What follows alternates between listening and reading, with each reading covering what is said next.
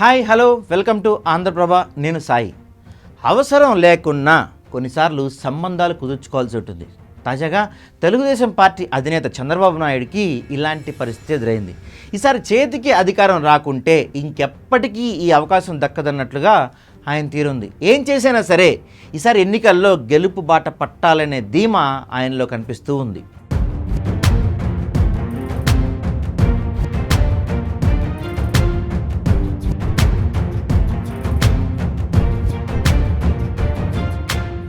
ఇందుకోసం తనను తాను మార్చుకోవడానికి కూడా ఆయన సిద్ధపడుతున్నారు. గతంలో మాదిరిగా కాకుండా కొత్త బాబుని ఆవిష్కరిస్తున్నారు. తాజాగా కేంద్ర హోంమంత్రి ప్రధాని మోడీ నీడగా చెప్పుకునే అమిత్ షాతో భేటీ కావటం తెలిసిందే. సాధారణంగా అమిత్ షాతో కలిసిన ముఖ్యులు ఆ తర్వాత మోడీతో భేటీ కావటం మామూలే. కానీ చంద్రబాబు విషయంలో మాత్రం అందుకు భిన్నమైన సీన్ కనిపిస్తుంది మనకు.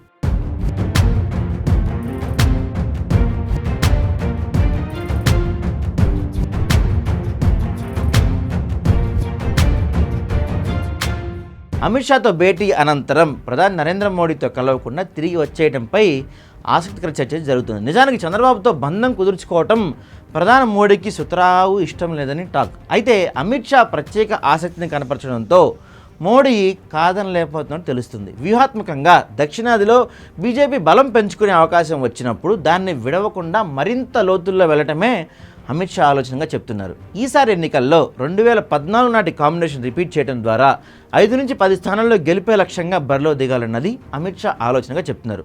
అదే జరిగితే బీజేపీకి ఏపీలో గౌరవప్రదమైన ఎమ్మెల్యేల సంఖ్య ఇప్పుడు చాలా అవసరమని, రానున్న రోజుల్లో పార్టీని మరింత బలోపేతం చేయడానికి అవసరమైన అండ దొరుకుతుందని ఆయన ఆలోచనగా చెప్తున్నారు.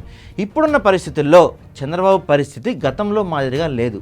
ఏదోలా అధికారంలో వచ్చేయాలన్న తపన ఆయనలో స్పష్టంగా కనిపిస్తుంది. అందుకు కేంద్రంలోని మోడీ సర్కార్ అండ అవసరమని ఆయన భావిస్తున్నారు. 2019లో జరిగిన తప్పులను రిపీట్ చేయకూడదని బలంగా భావిస్తున్న ఆయన అందుకు తగ్గట్లే తన స్వరంలోని మార్పును కూడా ప్రదర్శిస్తున్నట్టు తెలుస్తుంది.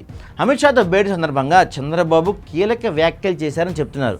మీరేం చెప్తే అది చేస్తాం, గతంలో జరిగినట్టు వదిలేద్దాం, ఆ తప్పుల్ని భవిష్యత్తులో జరగకుండా జాగ్రత్తలు తీసుకుంటాం, పొత్తుకు సహకరించండి, సీట్ల లెక్కలో మీ అభిప్రాయానికి విలువ ఇస్తామని పదే పదే చెప్పినట్లు తెలుస్తుంది.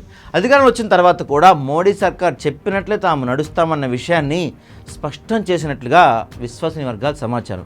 ఈ తరహా చంద్రబాబును చూడటం ఇదే తొలిసారిగా రాజకీయ వర్గాలు వ్యాఖ్యానిస్తాయి. గతంలో ఎప్పుడు కూడా తన ఉనికిని బలంగా చాటుకోవడానికి ఇష్టపడే ఆయన తాజాగా మాత్రం అందుకు భిన్నంగా వ్యవహరించడం విశేషమని చెప్పక తప్పదు.